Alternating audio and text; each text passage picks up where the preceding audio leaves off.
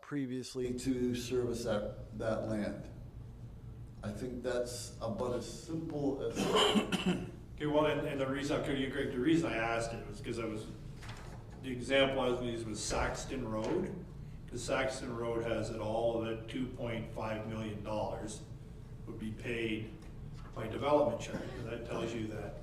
So that's future development charges, correct? Because there's work going to be going on. Go ahead, Greg, just jump in. This is important to me. Because I just got a message from somebody who's watching the meeting that there's no audio. So before we go on, I do have something I can add to this, but I just thought I would. It is on. It is on. Yeah, it's on. It's on. Okay. Yeah, jump in. So I guess what I wanted to look at is, that was a great description of how the development charges are calculated for when we're first collecting them. And I guess what the part that I kind of brought up, though I was talking about before, no, my mic's not on. The part that I was talking about before was a little bit about how they're spent and what happens if we get ahead of the spending before they're collected, which I think is a little bit different than the discussion we've just been having now. The topic that I had is that where we're at right now is we've actually spent more than we've collected. So there is an amount of money we'd have to make up. If it was going to be at our house, it would be on, say, our line of credit for our house. And we have to, and as a homeowner, we either have to take cash out of our savings account, which is the development fees and development charges that we haven't spent, or we have to put it on our line of credit, which means we pay interest to the bank on that money. And what I was looking for is, and I think Director Dakin is working on this, and we'll get it at a future meeting.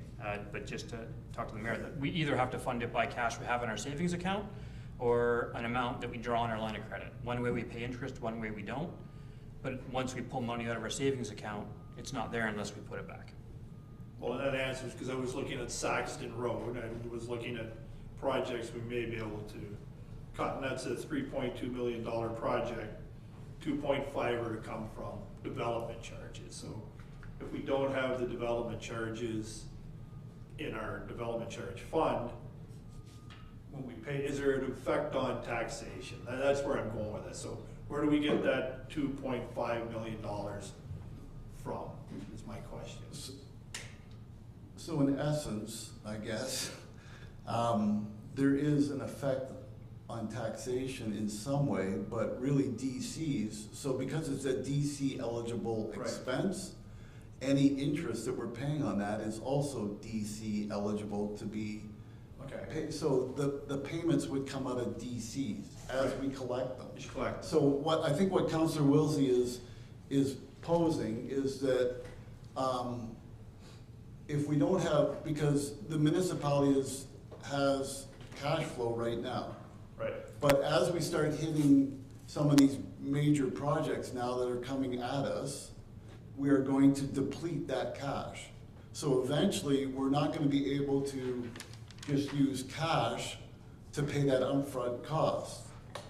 We're going to have to either borrow and then use DCs as they come in to pay back, to pay that loan, or we're going to have to come up with some other way of paying those fees up front. We've been in a good position where we've had the cash to do that, but it's no different, like Councillor Wilsey said. If all of a sudden you need to pay for something, you're either going to have to use if you had the cash, you'd pay the cash, but then you don't have that cash for future project until you repay yourself, in essence, build your savings up again. In this case, so if we're depleting our resources, we're going to either pay ourselves back or we're going to be paying back a loan, paying off a loan, but either way, we're using DC funds to pay that. So, okay, got it. So when you look at the effect of the taxpayer on Saxton Road, the only number this year is going to affect is the 620,000. That's the only part. So okay, that's what I need to understand. Because when you look at it, look at the overall price. It's just a $640,000 taxation that affects our taxpayers this year. right. So then what would happen is anyone that buys in development that is freed up because of that because of that Saxon Road, will then be paying off that 2.5 million. Okay. Yeah. That's all I need to understand. So just for everyone else and for anybody watching, and sometimes they can't hear me, it'd be a little slow. Another one I just want to ask a question about, because this is part of understanding, was, and I talked already to Director Lilborn, was the Kemp Crescent, the cut through, and a number of us heard from property owners, because we had budgeted $50,000, and I just had a question to Director Lilborn, for lack of a better word, is that the true number, or was it a placeholder, and then if it ended up being $40,000, what happens to that 10? So anyways, Director Lilborn, you want to talk to council about, because there is some interest in that one, and then how the work would get done too. Absolutely, Your Worship. So to council, if council can recall back September 18th, staff brought forward a report with regards to Kent Crescent, and in that report there was a breakdown of the cost associated with the installation of that, or I should say reduction of the 6-meter trail down to 3 meters, which would meet our standard for a trailhead. And then along with that standard is the need to, or in the standard, it identifies the requirement of a 6-foot fence, which is commercial grade, chain link, for the length of that trail, for that entry into the trail. So the length of that entry is to both sides is 263 feet of fence, which is about a hockey rink and a half of fence, 6 foot high, commercial grade. The reduction of the access to 3 meters, along with the installation of topsoil and seed, is around $9,000. The installation of that trail access doesn't bring you to a trail. So there's funds in that breakdown to take you from the trail access to the main trail, which was $3,800, benches and cement pads, which would have to be designed to AODA standards, which is $7,000, and then some bollards and armor stone to prevent vehicle access, and so on. That was $3,500. So that gives you the value of $50,300. Staff presented that based on the standard that council has approved in the Trails Master Plan. So typically what we do is when we budget a project, we budget it using contractor pricing. And the reason we do that is because if there's a project that we can get assistance from Public Works, we would use Public Works to help with that work. And then we would take the savings, and that savings would then go back into reserves to fund a future project somewhere else. So in this project case, there would be about $9,000 that we may be able to save from a capital project perspective by utilizing Public Works forces. But the largest share of that expense is the chain link fence at $27,000.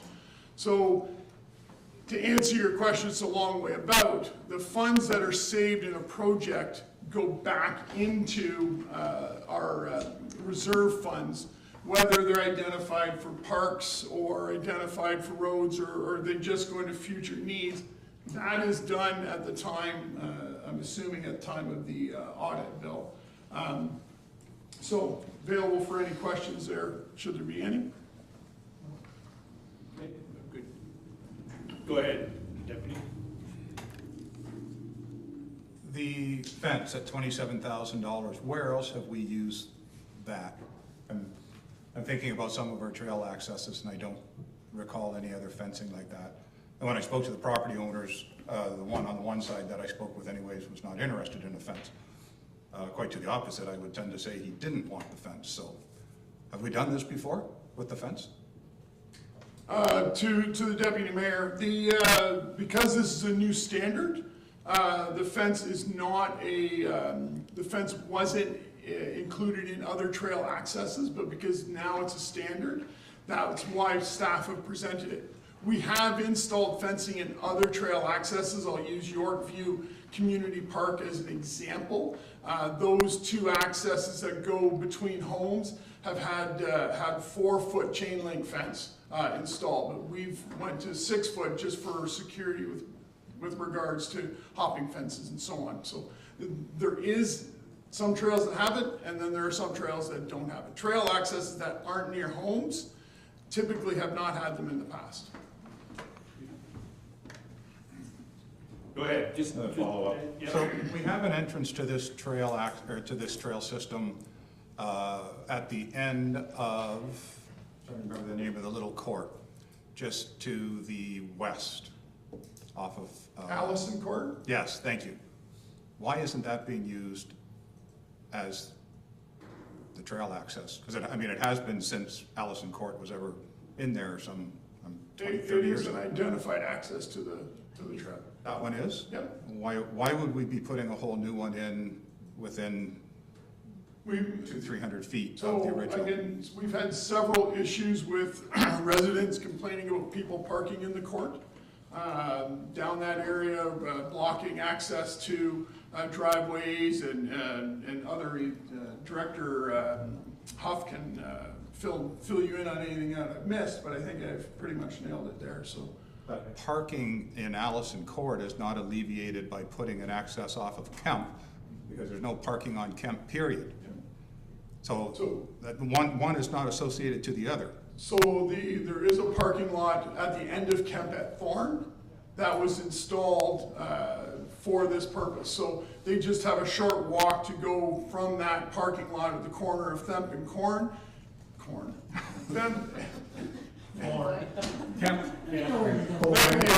Jeepers. KNTH. Yeah, so there's a short walk to go from that parking lot over to that trail access.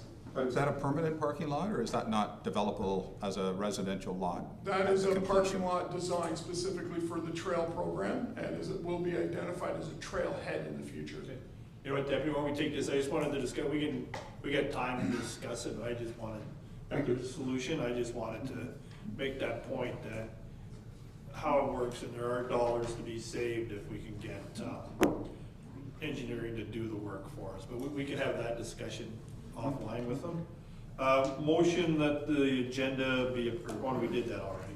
Motion that the Finance Committee receives for information the report FIN 2024-07, the proposed multi-year budget, then we can open for discussion. Councillor Hippel, seconded by Councillor Wilsey. All in favor? Carried. So Director Dakin, could you tell us where are we at? So on the screen behind you and to the side of us, operations, we're sitting at a 7.49% increase. Capital is now, after the adjustments from the last round with the capital projects, we're now sitting at a 19.7. So overall, 27.2. So you can see the difference is about, for operations, we need to cut about 1.4 to get to 0, obviously. 4% would be, if I'm not mistaken, down to, we need to cut about 1 point, off the top of my head, we need to cut about $1 million out of operations. Capital, obviously, to get to, if you want to go to 4 and you have 4% in operations, you need to cut the 3.9 out of capital. Just to let you know, and I know when you and I, your worship, had the discussion about the capital, the 3.9 really represents one project, to be honest, which is the Queen Street project. So phase 2 of Queen Street, we're looking at 4.8 million, I believe it is, in taxation.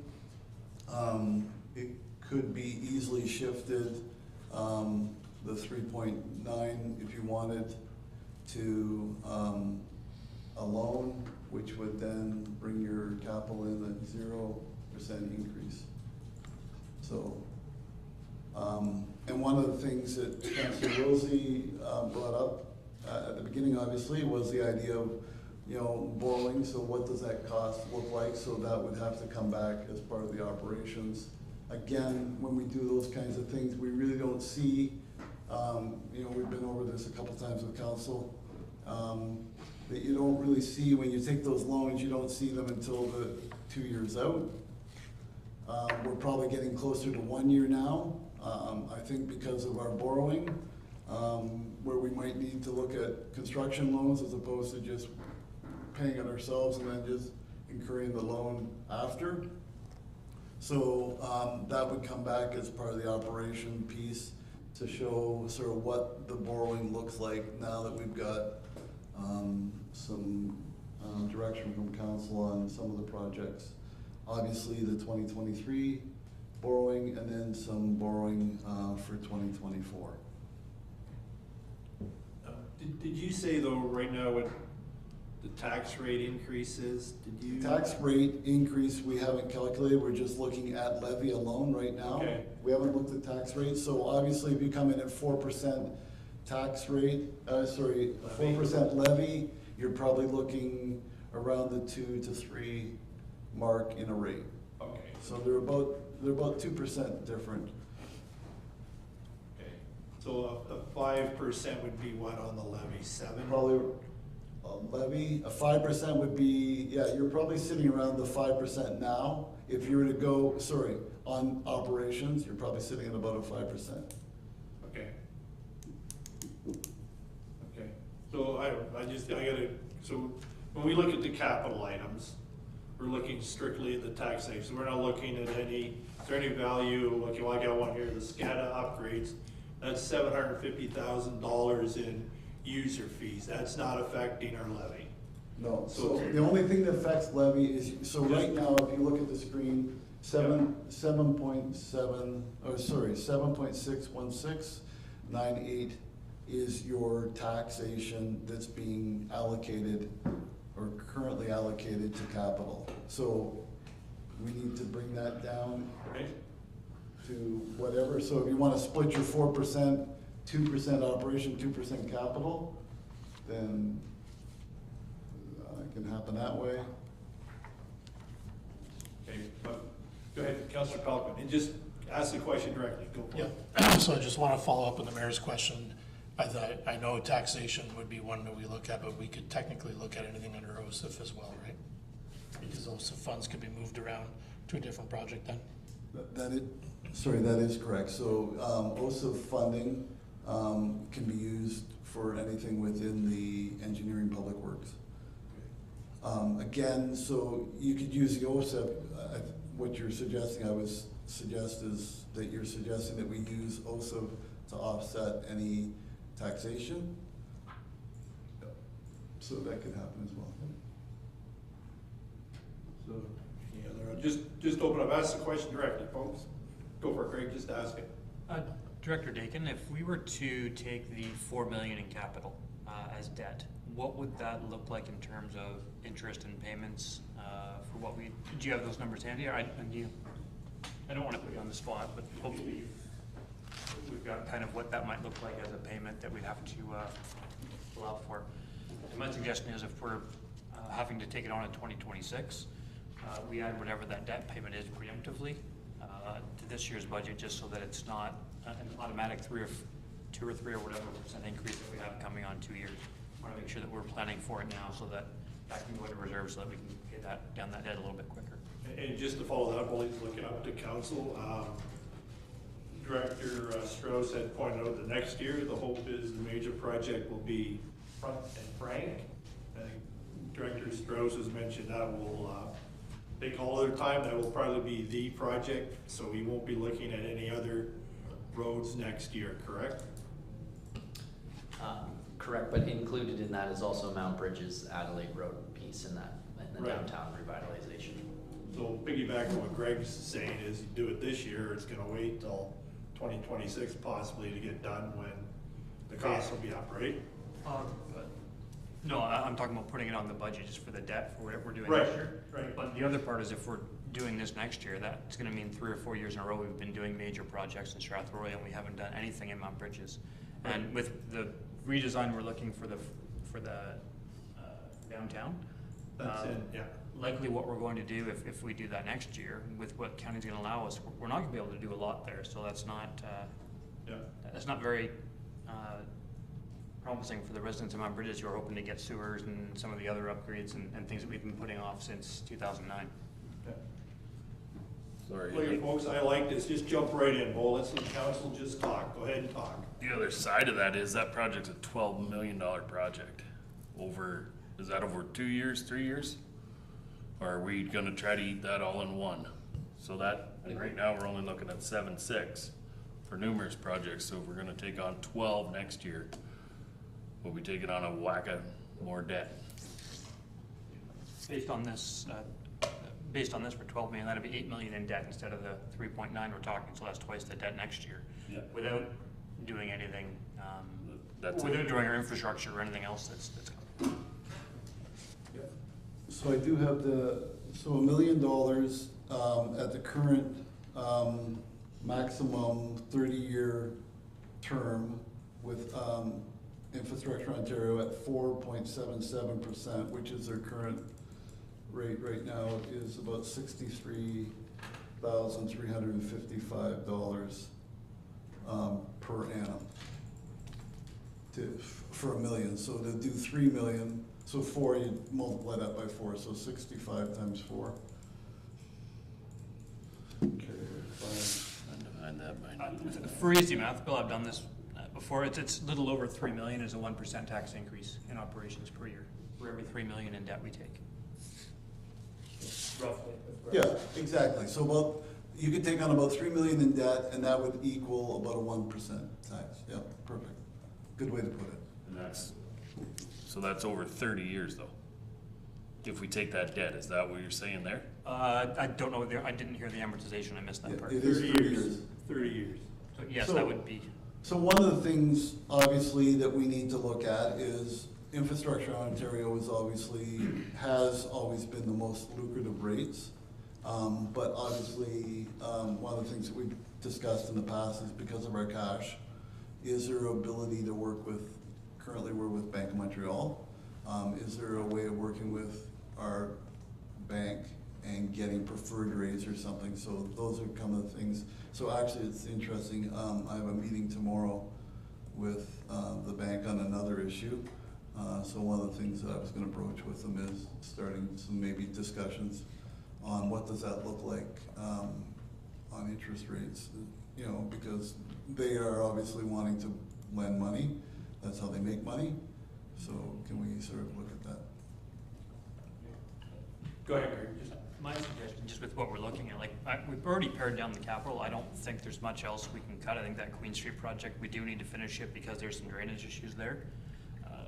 My suggestion, unless there's anyone on council who opposes this, is we go forward with what we've done with our 4 million in debt that's on the screen.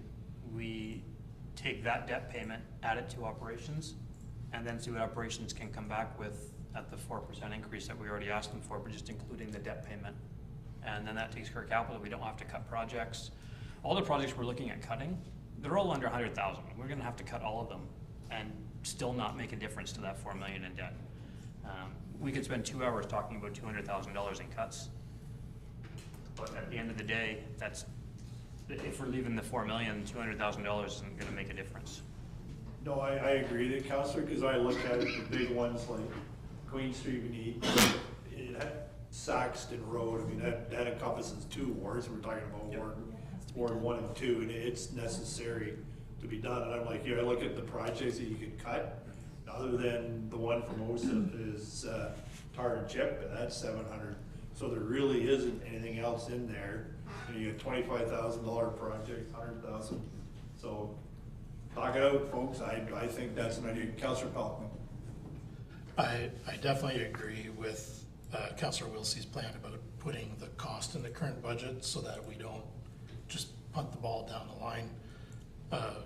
Because if we end up doing that again, or you know, in the past few years, what we've done is we've managed to fit all our capital costs within our intake and not have to borrow a whole lot.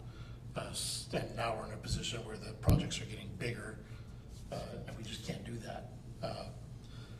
So I don't like the idea of saying, well, we're gonna get a loan and we won't see it in our budget for 2 years, because that's not realistic. If we're gonna incur the cost, then we need to incur the cost now, so that the incremental tax increases down the road don't get enormous, and we've envisioned the cost of taking that borrowing now.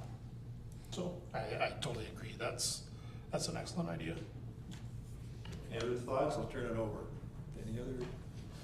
Jump right in there, Bo. Then we'll go. Sorry, my only question is, when we were talking about taking on debt, right?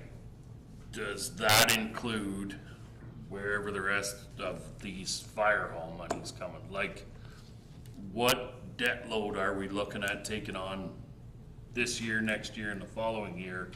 Then when we begin to talk about another $12 million project, like, kind of where are we gonna be sitting debt-wise when we start breaking that down into 3 million makes up 1%? I mean, if we're at 30 or 35 million in debt, we may wanna think about where we're at here. So, that's exactly what, Councilor Wilsey and I discussed a while back, is that we need to understand that although typically we don't see those for 2 years out, we need to understand that we're already committing ourselves really, in essence, to a 2%, 3%, depending on how much debt we're taking on. We're already committing ourselves to that increase in the future year. So before we do anything else, before inflation hits, before anything else hits, you're already committed to a 2, 3, whatever debt we take on. That's gonna be the new starting point for the increase, because debt's obviously increasing. So I just did some quick calculations, not including the current one that we've just been talking about here. So includes a pumper that, and that's another report that needs to come back to councils, because the pumper that we were going to Not finance, borrow, yeah.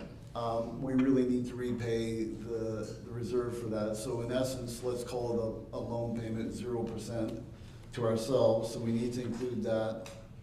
So if we add up that plus, this year, we're looking at possibly another fire truck for about 900,000. The 10 million for the, fire station 1, the 2 million that we've committed for Drury Lane from last year, the 250,000 for McAvoy, and another 2.1 for Agnes that was done in 2023. So we add all of those up, our debt payments are now at 1.7 as opposed to about 700,000. So we've increased debt by about $1 million payment just in, and then we add this one, so you're another, what did we figure, another about 300,000 on top of that. So you're inching up to 2 million in debt payments again. Yep. With the understanding that next year we're gonna have downtown at least as a minimum. Who knows what other, so it's just, I think what's happening is that perfect storm's happening where all of the major projects are coming to roost at the same time. And that, it was interesting, I was reading an article today that this is sort of the perfect storm, because really municipalities have been at this pre-COVID, and now everything's coming to roost at the same time. And so we're not the only municipality going through this, it's actually nationwide. One of the big things that was interesting was, you know, the whole property tax payments was pre-Confederation, and we haven't changed that system since pre-Confederation. So we're now, you know, 2, 3, almost 300 years later, and we're still using the same system. So one of the things that the author of this report was saying is that there really needs to be an understanding of who does what. So all 3 levels of government need to sit down and say who does what. And then after we sort of get that sorted out, then how are we gonna pay for it? So if you look, it's already started, to be honest with you. The City of Toronto has handed back the Don Valley, has handed back the Gardner Expressway to the province. The province has now taken those over, so that's out of the municipal books. but it's passed on to, so there's a lot of, interesting stuff going on right now in municipal finance. So just a follow-up question, and this is either for you or the CAO, the reduction in the operating budget, when did you think you would have that available to us?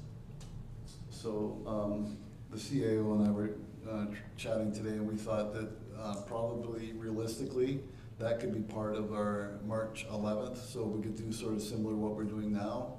March 11th, we would have the council meeting at 6, but we could meet for finance from 5 to 6. There's or no 4. meeting, no council meeting next week, so we're wide open. 18th is the count. 18th, that's right. So, because we need to sort of go back and go through and find, get us down to the 4, plus now we're looking at, if there is direction provided tonight to go to the loan, then that gets added into the debt, so we're already starting with a 3 on top of it. So we've basically shifted, we've added 3% to our operations tonight, so now we're at 10, so now we need to cut 6. So that's gonna take some looking to sort of where do we find those savings in the operations. But you've cut the capital too though, right? So there'll be an effect, right? So the operation budget's gonna go up. You shifted it. You shifted it from you shifted it from capital to operations. Okay, go ahead, Greg. Just a couple questions on the fire hall. I want to make, because if we're not including the debt for the fire hall, I think we're not doing ourselves a service. I think we need to include all the debt we're incurring this year, so we want to include that. But I want to spend a little bit of time talking about the fire hall debt for a minute. Right now, you've got it at 10 million. We had said that we're going to pay for a portion out of the development charges for the fire hall. On the report that you presented last meeting, we have 384,000 development charges there. I believe we should take that off of the debt. I don't think we should pay debt that we're already going to be paying out of fire hall. Like, if we already have the cash, we don't want to double dip and pay for it twice. We want to be fair to everybody. When we talked about the fire hall, there was also a building reserve, and I've been looking through that document that you put through. Which reserve category is the building reserve, and what's the amount in that reserve? I've been looking through, I thought there was a building reserve that you were paying for part of the fire hall out of, and I can't find. So are you talking, sorry, Councilor, are you talking about the building reserve as in the building department reserve? No, I found that one, but that's for Jen's department, that's not for the fire hall. There was another reserve besides the fire department reserve we were pulling out of on that report? Not, I'll have to check, but I don't think, so the only things I was talking about was reserves and DCs. Okay. And so, if we understand what will happen is because, so you're correct, what we need to do is, and it'll be up to council, obviously, we would deplete the fire hall DC. So if it's 300,000, we would reduce our loan by that 300,000. And then the actual debt payments would then come out of DCs. So because we have debt, it'll be split between taxation. So when we actually do the loan on the fire hall, a portion of that will come from taxation and a portion of that will come from DCs. So I guess my question, is there any other, except for the 384,000 in the DC, is there any other reserve fund we'll be using to pay for the fire hall? Not to the best of my knowledge. Unless council directs me to use funds from another reserve, the only reserves would be, there is a small equipment reserve with the fire hall and then DCs. The other question is, were there any, I heard on the news that there was donations towards the fire hall. Were there any donations received that would be towards the fire hall? As I've learned, don't believe everything the media tells you. I'm just asking the question. So you're all in that industry, don't believe To the everything. best of my knowledge, we've not received any donations towards the fire hall. So just to be clear, for the fire hall, we have 300 and, according to the 2022 year end, which is approximate, we have about 350-ish, 380,000 towards the fire hall, and the rest is debt, correct? At the moment. At the moment, if that's the numbers, then yes, that's the numbers. Okay, so with that, I would say that in addition to the current debt, my thought is that we also include the payment for the fire hall and then put all of that together. And that's a motion I'm ready to make, I think, that, Yep, just those. Question for Go you, ahead, Steve. because I have no issue with your motion, so I just want a point of clarification. You're saying 10 million, but the tender wasn't anywhere near 10 million, so. I'm just going by the document there, so we can look at the actual amount. I think it was So- 9.1 was what the So- gave me that. And then we get our HST Through, back. through to the committee, so basically what I will do is I will bring forward for the operations, the full debt schedule, including 10 million for the fire hall. Like I said, any outstanding that we had up to this point, the pumper truck that was, now we're gonna sort of self-finance, we'll call it. Engine 31, which is in the budget for this year. Fire station number 1, which is in the budget for this year. Drury Lane, which was in 2023. McAvoy Road, which was in 2023. And Agnes Road, which was in 2023. And if directed tonight, the 3.9 from tonight will be added to that schedule as well, so that council can see exactly what those debt payments will look like for 2024. Even though some of them may not be actually until 2025, but those will be there. And then also part of that will be where do the payments come from? So I think for council recall that in past there was loans that were DC eligible that were just being paid out of taxation. So that was caught when I came. We then started transferring those payments out of DCs. So because they were DC eligible, we were able to collect on those. So those numbers. So we'll also show where the recovery from those debt payments are going to be coming as part of that schedule, which will show the whole list. Okay. Yeah, anybody second the motion? Can we speak a motion? Yeah, state the Yeah. motion, correct? Sorry, I hadn't got all the way through the motion yet. Yeah. I want to make a motion that when operations comes back for, with the new budget with a 4% increase, that we include the estimated amount for all debt incurred up until the end of the 2024 budget. Do you need to say all debt committed? Incurred or committed, yes, the same. Meaning, Whichever, I will let the clerk, whichever wording she want to use, but all debt we've incurred or committed. Because there's debt we've incurred, there's, I believe when I said to but we the. also want to include the stuff we've committed to that will come in the future. Is that what Right. you're saying? Yeah. That's why I said incurred to the end of the 2024 budget, Okay. which I think captures that. If we want more clear wording, I'm happy to modify that. No. Do you want to read it back, Grant? Sure, that when the operating budget comes back with a 4% increase, that the, also included is the estimated amount for all debt committed up until the end of the 2024 budget. Are you agreeable to the committed? Okay. Second. Councilor Pammer, any questions, comments? All in favor? Opposed, if any, carried. Just another question in terms of reserve funds, and I was gonna save this one for tonight. I did read with interest on the building permit report, which we're gonna read tonight, that there is a building department reserve fund that is there to be used for the actual work of the building planning department. And it says, I don't know the right words, but when there's a downturn in the economy, for whatever the reason is. Don't need an answer now, but is that something we could avail ourselves of, or does that have to sit for an emergency? Like break the glass in time of emergency, just not.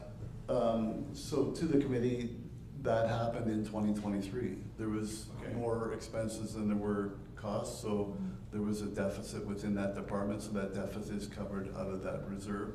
I would suspect that we'll probably be in the same position in 2024, unless there's a huge increase in the building community, building permits. But yeah, so that is a reserve that's used for strictly the building department itself. And so if there's any shortfalls, those shortfalls are paid out of that reserve. Got it, okay, I understand. Yeah, we'll go with Councilor Pammer, you go right, yep. Yeah, just wondering if we need a motion to move that capital into a loan. Do we need a motion to do that? No? Okay. Yeah. Deputy Mayor. Thank you, Your Worship.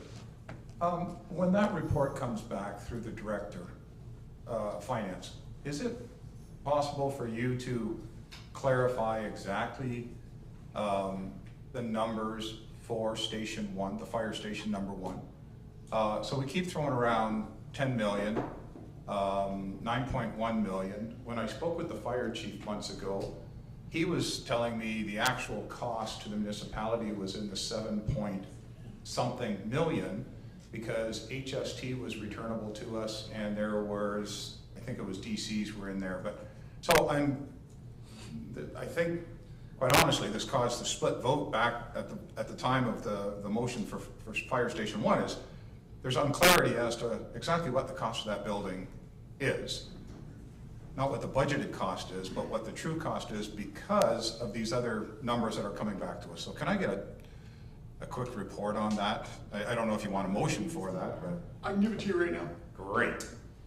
So the cost, the construction cost that council approved was $7,428,200 plus HST, plus there was a 10% contingency fund of $742,820. Now that is before HST. With HST, drum roll, no. Computer only goes so fast. With HST, the cost is $9,136,686. We get the HST back. But we get a portion, the majority of that HST back, correct? And then you have 300,000 in DC charges. 300,000. And that's it. And the rest is taxation, or So- debt. Yeah, so correct me if I'm wrong, Director Dakin, the development charges would go into a negative, but it is 46% covered, or is coverable for DCs. So what we will use is 40% of the debt payment will come out of DCs, and the other 54% will come out of taxation. So when the debt payment is paid, a portion is paid out of DCs and a portion is paid out of taxation. Just to clarify a bit on that from my understanding, once you spend that 300,000, the DCs are going into a negative, so we'll have to pay that out of tax or somewhere until that comes back. The other part is I was looking at the DC bylaw a couple of weeks ago, and between I believe it was 2020 and 2029, I can't remember the exact years, but I remember the end date was 2029. There was only a schedule to collect 1.7 million towards fire over that, and we've just committed 40% of 8 million, which is 3 point something. So we've committed double the amount of DCs we are going to collect until 2029 towards this one fire station. So all the DCs we're going to collect over the next 6 years, we've just committed 3 to 4 times that to this one fire station. So there'll be no DCs for anything else, but we've committed 3 to 4 times the DCs we're about to collect, plus spent everything that's not already spent. So when you look at the DC report, just for where we all know where we're at, and just looking at the numbers, over 10 years, we were gonna collect 1.7, and we just spent 3.2. So even though the debt's gonna come out of that, the debt's coming off of tax. Like, there's no way about that unless we're gonna redo the whole DC bylaw and pull the DCs from something else, but then we can only do that going forward. We can't change what we've already collected. Do you want to comment on that, Director Dakin? So I think your final comment was correct, and that was that when we do the new DC bylaw, we'll add the $10 million project in there, and that'll show us exactly how much we have. And we'll also add in any future projects, so we're looking to build a second fire hall number 2, we'll say, that would get added to the DC bylaw, so all projects moving forward get added. The idea behind DCs, and this is, so to be honest with you, this is a key to strategic planning. Strategic planning will tell us that, we need a fire hall in 10 years. So when we do our DC bylaw, we're going to add that project into our DC bylaw. Up until now, we've been budgeting based 1 year at a time. With, yes, there are some future plans, but I think the piece is we need to start getting more of those future plans into our DCs, so we're collecting DCs on them ahead of those projects coming to fruition. Okay. Any other questions? We may be able to wrap this up quickly. Sorry. Deputy Mayor. Don't mean to drag it on, but we're here till 6 for the next meeting anyways. No, The police, we're here till 5:20. okay. The police budget Yes. is going to be looking at upgrades to their building. Yes. I understand. So how does that flow into all of this if we're spending all of our DCs on the fire hall? Go ahead, Drew. I had an answer. Go ahead, Drew. So we're collecting DCs as well for the police building. Separate? Again, same thing, yeah, so if you look at, just off the top of my head, so when we collect DCs, we're collecting DCs for, well, let's use the number 15 projects. So a portion, so we get $18,000 in DCs, that's split up into all these different pockets. And so each one of those pockets gets a little piece of every DC, every building lot that we sell. Those get in there and get added up. So there's a portion for the fire, there's a portion for fire, there's a portion for police, there's a portion for recreation, there's a portion for engineering. All of those things get split up into those DCs. And then the projects that are listed in there are the ones that are eligible to receive DCs. Till you update your DC bylaw, once you update your DC bylaw, any new projects get added in, or past projects that weren't in there get added in as well. So I've got the document up and I'm looking to the reserves. I just did a search for the police. The development charge for the police, at the estimated total at the end of 2023 is $7,128 to spend on police projects. I do believe, we've got Chief Campbell here, they did say in their budget that they've been saving for it, and I believe they have a reserve internally. I remember it was a significant number. I can't remember what that number is, but it was a significant portion of that. Thanks. Actually, I'm gonna probably defer to the Director of Finance to give a accurate number. It was up in around the $1 million plus range.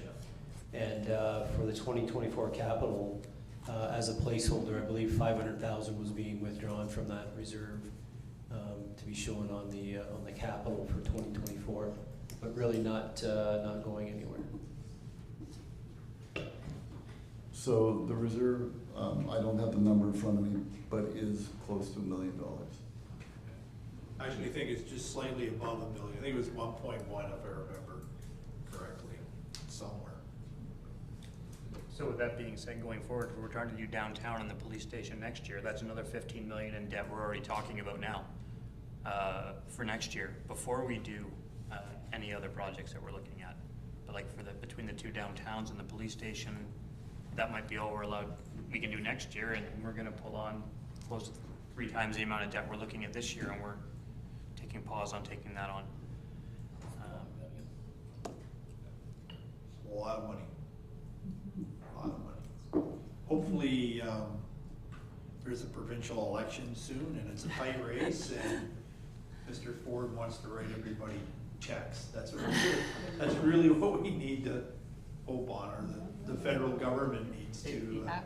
Honestly, Mr. Mayor, I don't think we can count on. No, government that was grants rhetorical there, Councilor. I hope that was a joke, I just didn't want That that. was to be left out rhetorical. that- Anything else? Go ahead. I guess my question would be, when are we reviewing the DC charges to see how we can change these things? I was told they are updated every 10 years. I mean, I think they were 2016 the last time, but I could be wrong. 2020, I think 4 years ago. 4 years ago, 6 to go. So, you can update, they have to be done every 10 years. You can update them at any time. but you open everything up, that's part of it. And then the other thing is the servicing master plan. Once the servicing master plan's done, then we'll know where some of those things are gonna sit, so we can add some of those projects as well. So I think it's a timing. We don't have to wait the 10 years. That's, the legislation is such that you have to do it every 10 years. Go ahead, Steve. Yeah, I think if you look at where all the potential development is sitting, it's probably not a bad idea for us to review those before the floodgates open on all the building permits before these subdivisions get started, because there's, at least 3 in Mount Bridges, potentially 4, and 2 large ones in Strathroy that haven't got shovels in the ground yet. So if we want to review those DCs before that goes, it probably wouldn't be a bad idea. So I'll ask Director, how do we start the process of reviewing the DCs? Based on what we've heard here tonight and just the comment from Councillor Palkman. Thank you, Chair, to the committee. So I would just point out that the last draft of the DCs for specifically for Mount Bridges included the infrastructure that would have been required to bring on the developments that you had mentioned there in Mount Bridges. We were aware of all of the lands that were within the settlement boundary that were proposed for development, and did for a large part include those in the Mount Bridges DC, but then again also in the municipal wide update that we did in 2020.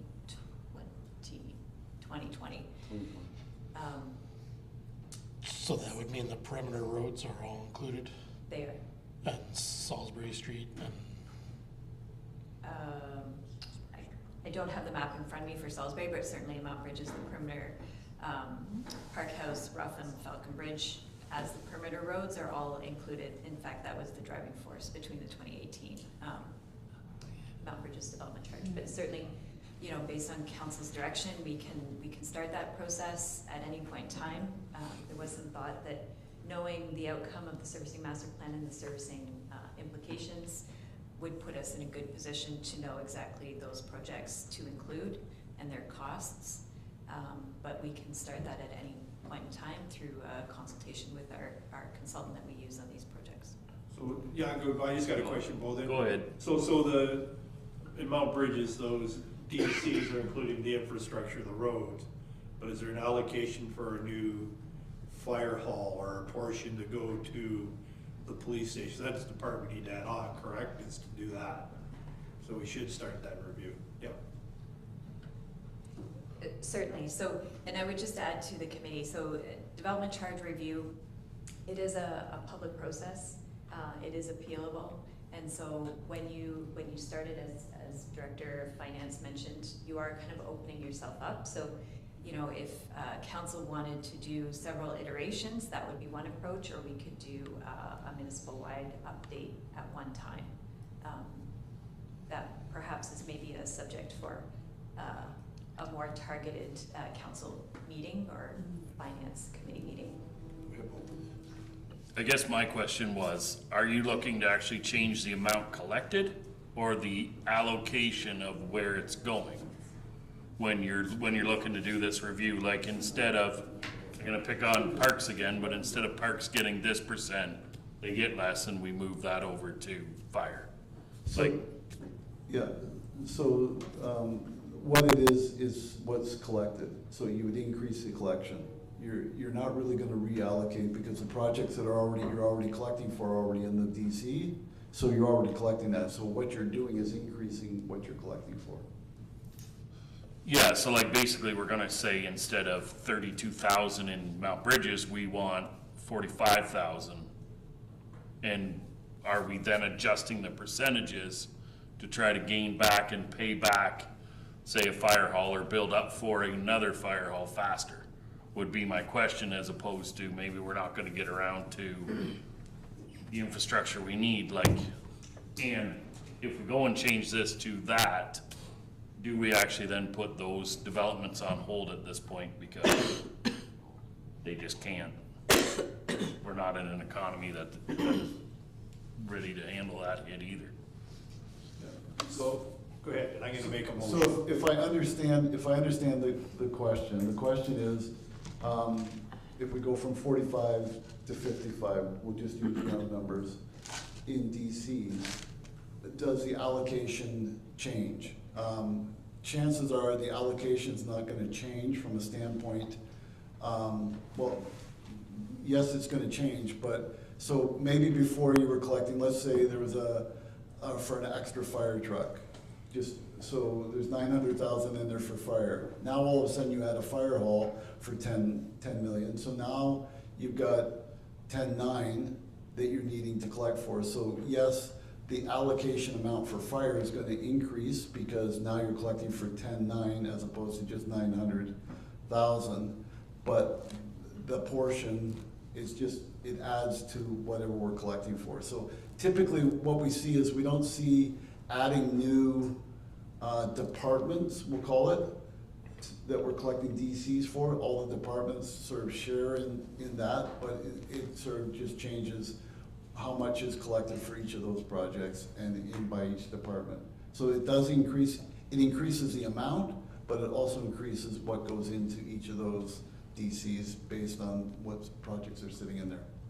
Yeah, I guess my question was, we can't just take the 30,000 and decide, like, I'll just use my farming operation, for example, right? If I've got 60,000 left over and I decide this year I want to buy more cows as opposed to a tractor, can we shift within that dollar amount and say, instead of engineering getting 63% of the development charge, they now get 48%, and we're gonna move 15% of that to fire to increase, just keeping the same dollars collected on the project, just moving where our DCs go internally, I guess, is the best way of putting it. So no, you really can't reallocate.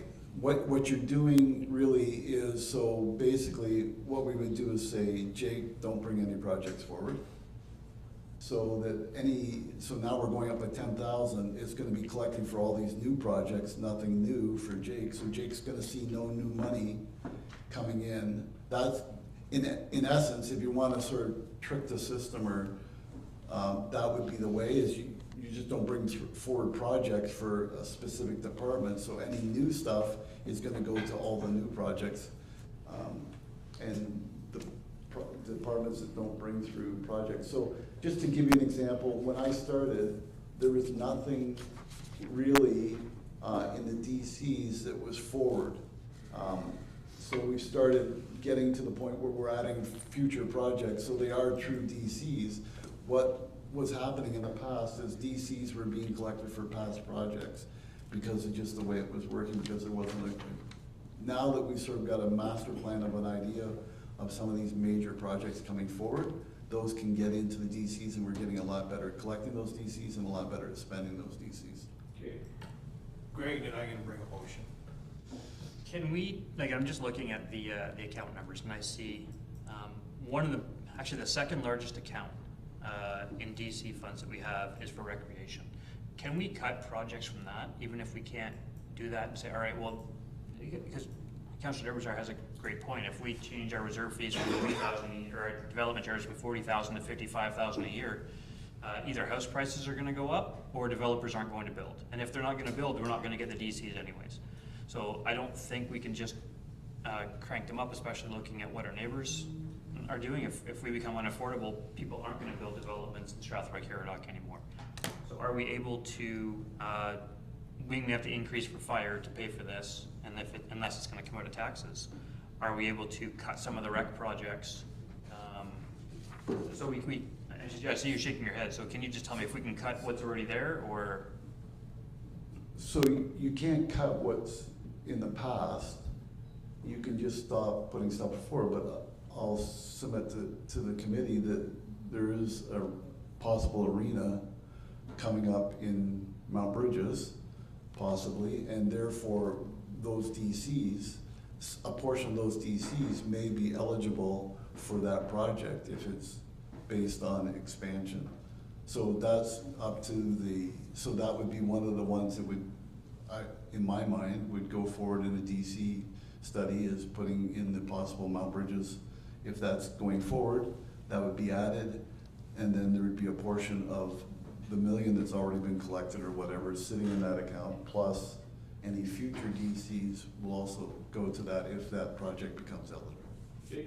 Councilor Pugman, I think we. Yeah, I was just gonna, because we asked the same question on the way up Mount Bridges, and it didn't stop anything.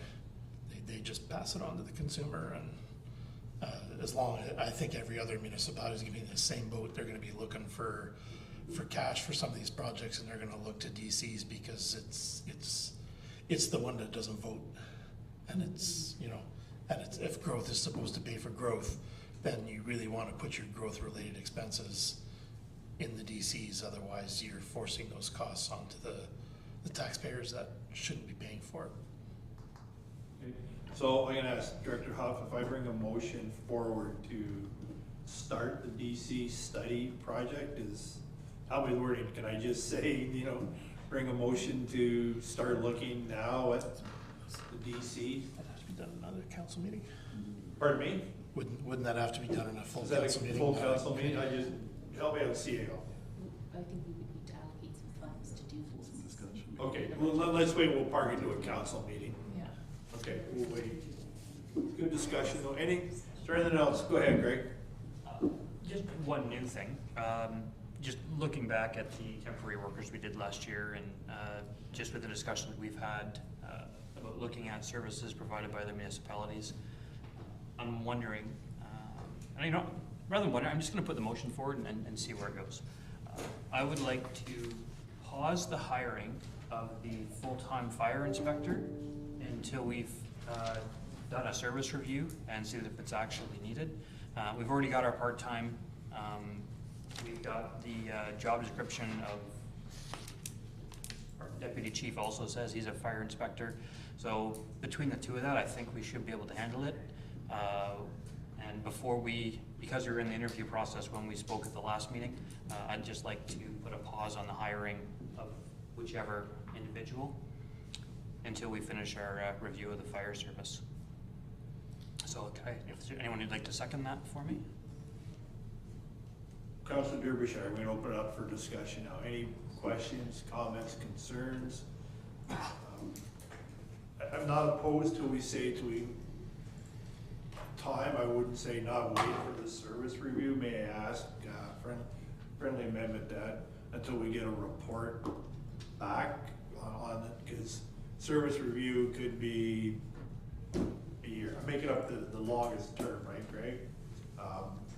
I don't mind pausing it. Do we get some kind of review back on it? And I was actually thinking about, I know there's some things coming up in a closed meeting that we were discussing which weren't going to be too far out. Some motions and things coming up which I didn't want to bring up in the public meeting. So that's where I was wondering if, I didn't know how to word it to do that without bringing up those closed meeting issues. So I don't know what delay, I don't know if I should put a time frame on it, because I know we're going to be asking for a report that's going to be coming back, which...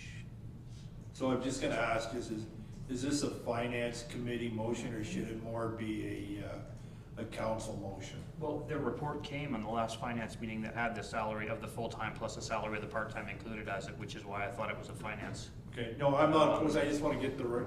That's why, if it's regular, I can bring it up in an hour again if everyone would like. Yeah. No. Councilor Hippel. So I guess my question is that do we know? I mean, I would prefer to hear from our deputy fire, or I almost said deputy fire chief, if that is something that he does. My concern at this point, and I know it's muddy, but my concern is if our deputy fire chief, even if it's in his job description, but I think that job description was written before and I'm not sure that is something that our deputy fire chief does. And if he doesn't do that, it just means that we're left with a part-time FPO, which our municipality can't handle. Like, we have to have, like, a part-time FPO all by themselves, he or she cannot do all the vulnerable occupancies, the hospital, like everything, and all the industrial. We can't just have a half, like a part-time. I'm concerned. So I'm just gonna make a ruling just because we're starting to get into things and I'm not opposed to the motion, I'm just gonna ask that we defer it because starting to get into topics that maybe should be talked about in closed CAOs. We're starting to talk about identifiable individuals. I just want to make one Yeah. comment to that one. We haven't had a full-time person for like 4 or 5 months and we've been doing fine. What's Yeah. waiting another few months in the same situation that we're at now? I don't see how that's, like, I understand where you're coming from, Yeah. Councilor, but we've been doing it for months now anyways. It wasn't an emergency last month. It wasn't an emergency 2 weeks ago. It can't be an emergency now when I talk about waiting a little bit longer. I wasn't sure how long you wanted to wait though, right? Like, this is the thing, like, how long are we waiting? Are we waiting a year? Are we waiting a month? Are we waiting, like, I don't know. I don't wanna say yes to something that I'm not. I don't know where we're going with this. Okay, I'm cool with that. Okay, that's fine. I'm cool with that. We got a part-time guy. So, I'm cool with that. Yep.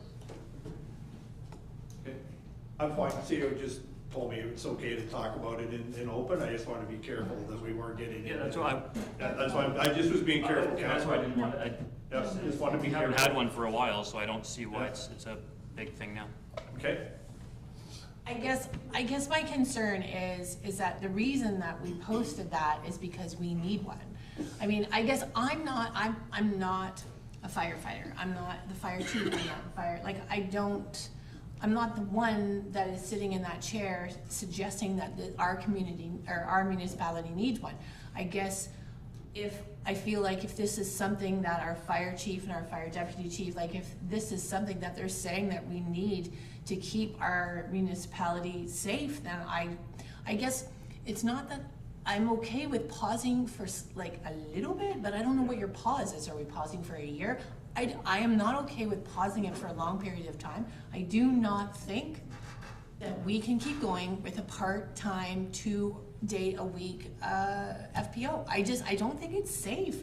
And then at the end of the day, if something happens, we're the ones that are in trouble because we're the ones that said we don't need one. You know what the job is? Anyway, Do we know what any of Deputy this Mayor was is? there, yep. But this is, So, to that point, Councillor Derbyshire, so I have a little bit of information on this because I have conversations with the person that knows all about it. The job description that was put out when Deputy Chief Beasley was hired does not have inspection Can I as just part of ask, the role. Deputy, just say, don't use the name, just say the current deputy. The current deputy, Yeah. thank you, sorry.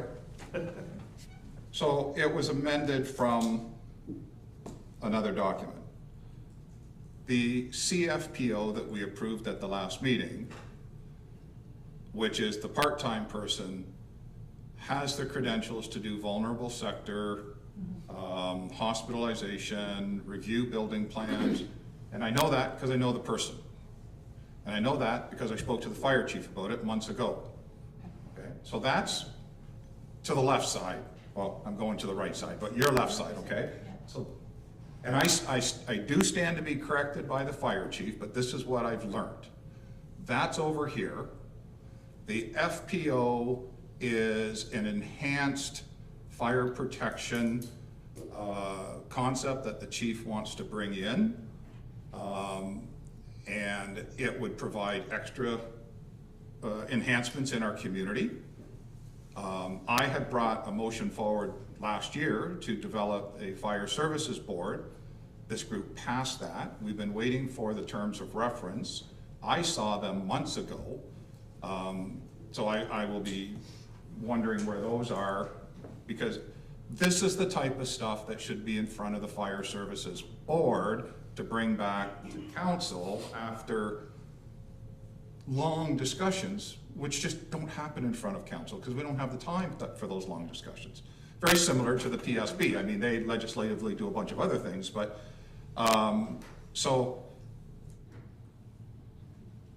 again, I stand to be corrected.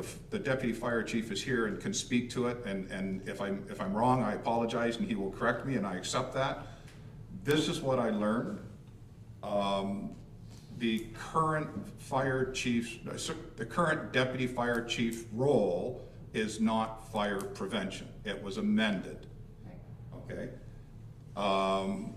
So there's been some misinformation there just because the right reports weren't coming up at the right point in time. So I think I don't have a problem with delaying the hiring, because I think both the Fire Services Board can look at this and have a 3-hour conversation about it and come back with a recommendation to this council, which could be totally enlightening, or we can ask for further information. Clearly, we don't seem to have all of the exact information in front of us, so I don't know that it needs to be deferred for a year. Justin Pammer. Just a friendly, possible friendly amendment, Councillor Welsey, is that we delay the hiring until the Fire Services Board comes back with a recommendation, a review and a recommendation. So we put it to that board, What we gotta do is get the terms of reference. get that started and let them do a thorough review and come back. Would that be acceptable as a way to make sure it doesn't fall off the table, but that, you know, it's gonna be reviewed? I'm close to amenable to that one. The only issue I have with that is we don't know when that's, like, we talk about not knowing when a timeline's gonna be. That doesn't address Councilor Heppel's issue. It also doesn't address the full review of everything that we're looking at doing. Because the Fire Services Board could happen before we have a staffing review. And with all those other things that come up. I don't know if that's like, it's that same thing. I don't know what the timeline should be for this. I don't think we're in a position to hire now. I think it needs to be deferred. And I don't even know how long we should defer it either. And I don't have my thought was waiting until we had the staffing review done. But now that we don't know that, I didn't know it was gonna be a year. I thought it was gonna be done in like 4 to 6 months, which I didn't think was that long. I think I said possibly is the Yeah, outside. and we don't know. You don't know. It's a great unknown. Your worship. Yep. Just Then Councillor Pelkman. Did I butt in front of you? My apologies. Go ahead. Go ahead, Steve. I'll stand down. I was just gonna say, I'm somewhat assuming the point of bringing it up is that it's a budget item and we're having to cut a lot of dollars from our operations budget. So I don't know the purpose of the motion, if anything, is even 4 to 6 months out is moot, given that it's a budget issue.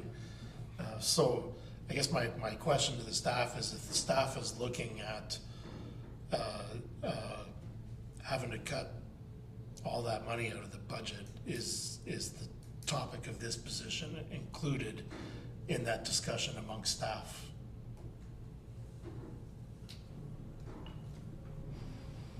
CEO McKibben. Through the chair to the committee, it hasn't been to this point, but if that is a direction from council, then we will take that under consideration as part of this operational budget review that we'll do for the 18th. So I'll make it think go ahead, Steve. And I'll just follow up. I know in the past, there's been hesitation to, like we're already in the 3rd month. By the time this person's on, it might be the 5th month. Who knows where we're at. But the full salary has always been included. If the point that we need to cut some operational dollars, then any salary that's already been missed for the portion of the year be reduced as a way to cut down this year's operating budget, knowing that next year there's a hit there, but at least for this year, we can cut down a portion of it. That goes for any position being hired, not just this one. Did you want to speak, Deputy Mayor, Councillor?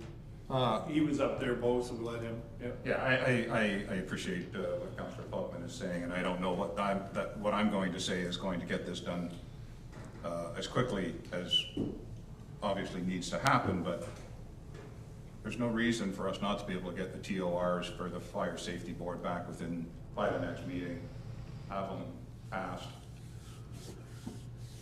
30 days out, we can have that populated, because it has to go out to the public for for people to be able to put their applications in on it, have it populated, and then they can be talking about it in 45 days from now. I'm gonna suggest probably not, because you have to put through the applications, all that, but I'm. Yeah, 30 days for that process. Councillor Derbyshire, sorry. So I guess my comments on this would be, this isn't a position we've already had. This is a new thing that the chief wants to start with initiative for fire prevention. We don't know, we do know the cost of where we're headed on that. We have no idea whether this is going to be productive, prevent any safety or anything like that. We're just going on, he wants to establish a new program going forward. At this point, when we look at our debt and we look at the money we're gonna take on, is this the time to start putting in programs that do not directly prevent, I mean, we're gonna go out and hand out, I don't even know what the program would be, whether he's handing out smoke detectors or looking over this, that. I agree we need an inspector. Obviously, they have to go out and deal with vulnerable homes, but to me, this doesn't sound like a position that is needed right now. This sounds to me like it's a program that we'd like to start if we were flush with cash and everything was running fine. It's probably no problem, but at this point, I don't see it. I don't know, there's nothing that says what it does. So here's what I'm gonna suggest, there's a little bit of misinformation, and that I know where Director Payne, you wanna speak to the position? Yes, thank you, Your Worship. So this is not a new position. This is a council-approved position. This is a replacement what we're doing right now. Council has already approved this position, and we're just replacing it. So it's not new. We keep using the word new. This is not new. I didn't think it was. So, Even last year. Well, It came in council approved it in 2022. right, it's a current position that's vacant, so I wanted this to move it along, because there is a lot of misinformation. Can I just simply make a motion? I think staff should be able to turn it around. So I'm gonna ask for an amendment, a timeframe, for ask staff to come back with a report for the March 17th meeting, and we can go from there, because it may have more outline of what, in writing as to what it is. just start adding up the cost of fire. Yeah. Like, it's crazy. Sorry, what did? Well, I know Greg wants to pause it, but I wonder if as part of it, that they come back with a report in writing as to what the position is, how long it's been there, rather than verbally. And it could just simply be a one-page report, and we could decide from there where to go. What if I were to amend my motion to say that we defer hiring of this position until approved by a further motion of council? I don't know, what does that mean? What do you mean? I actually can agree with that, Greg, because it puts the onus on staff to come back with a report. I actually agree with that, because it does, if there's a report needed, if they want to hire, they'll get it. Okay. Yep. Is my seconder okay with that? We're asking for a report on, No. We're asking to defer the hiring yeah, until council approves hiring of the position. So we're still deferring the hiring, and we have to get a report back to council, and council has to approve the position before it's hired. we already did. I thought we already approved the position. According to what's going on, it's already a position that we, I'm deferring it until the position is approved. We can defer it, Paul. We can defer it. I like that. I'm just deferring, I want to defer the hiring Okay, until so the we, report comes back and a further motion of council approves it again. and then the onus is on staff to come back and report if they want it, so. Is that quick? I have a question. Yes, then we do need to. Okay, but so is it already not a position though? I thought, like, from what Director Payne said, it's already a position. It's already a position, but it has to be approved by council for the budget, correct? But I thought we didn't already approve this position. We're just delaying it. We have to give, we can move money around in and out. Council can say yes or no, even though we've approved it. We can say we don't want to. I'm just helping, because we do need a report to clarify it, so. Like, do you know that we need it so drastically, Sandy? Like, it looks Okay, like let's- No. we're gonna kill your dog if this. No. No, let's figure it Look at out. my dog. Well, you're like No, putting let's- your. No, I'm confused, and we shouldn't be going like, sorry, I did put this back on. I'm confused because there's so many pieces of information going around, and I think there's more to it, and I understand what you're saying, Greg, like, Counselor Wilsey, I understand what you're saying, but I guess like I was listening to Director Payne, and I feel like we've already got the position. So I remember talking about it, I thought we talked about it last year, and I thought we were just replacing the position, but the money was already there. It's obviously a confusion for me because I just assumed this is what we already had and we were already going with. So when I rub my head, it's confusion, it's not anyone killing my dog. It is just, there's too many pieces of information going around. I know that I have heard the fire chief say it is an important position, and then as we grow, it's a necessary position. I've heard the deputy fire chief say it's an important position. So I guess I'm just going by that. I'm not a firefighter. I don't know. I just go by what they tell me. So that's the only reason I'm passionate about it, because I listen to them. That's it. It's nothing more, nothing less. Okay, let's wrap this one up, because we've been here, so can we he agreed to the friendly amendment. Okay, so just to clarify the wording, initially moved by Councillors Wilsey and Derbyshire, and amended to read that the hiring of the full-time fire inspector be deferred until council approves the hiring of the position. Is this correct? And I'm just gonna say why I'm gonna vote in favor, because voting in favor will bring the clarity, Counselor, that's a hope. It will bring the clarity. Just to be, just want the council approves it by a future motion, so I want to make sure that, Yeah. so make sure it's clear that it's another motion, it's not, we can't say that it was already approved by the one that was. Because I want the clarity, because I'm in favor of the position. So anyways, all in favor? Opposed, if any? Carried. Okay, anything else? Seeing none, that motion to adjourn at 5:26. I believe we had agreed the next meeting would be March 18th, correct? Were we not? So Wednesday's canceled? Pardon me? Wednesday's canceled? Because, yeah, because, right, we're gonna, I just wanna, Unless there's anything else. right, so there isn't, at this point, there's no reason to meet on the 6th. Right, we're waiting for the operating budget, we're waiting for the debt to be rolled back in. And Director Dakin has indicated that's as soon as he could do, the best time to get it done. Okay. Just because of motions, needing to make it to an agenda, we need to provide 5 days notice. So I could stay up all night and do it for No. Wednesday, but we need to have it on the agenda, which is already posted. So the next one would be then. Yeah. Okay? Before council, so we'll say the same, 4 o'clock.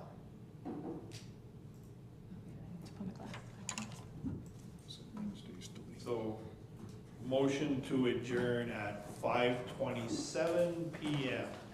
So, Councilor Kaufman, second by Deputy Mayor, all in favor?